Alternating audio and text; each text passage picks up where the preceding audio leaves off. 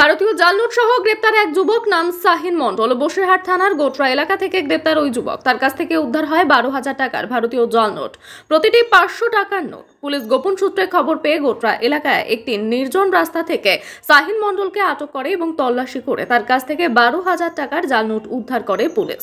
আজ তাকে বসিরহাট মহকুমা আদালতে পাঠাচ্ছে পুলিশ।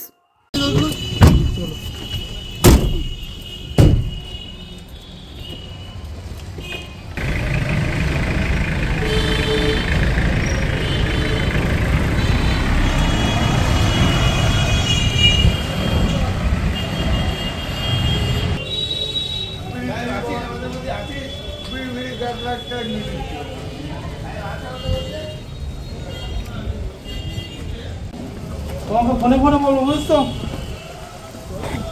হ্যাঁ, দেখো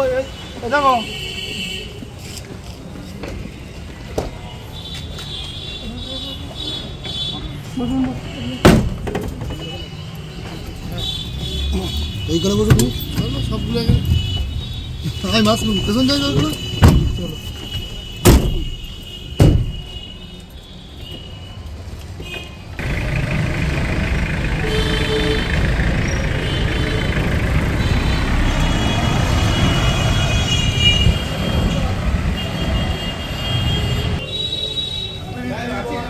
আছে 2 মিনিট 1 লাখ টাকা নিয়ে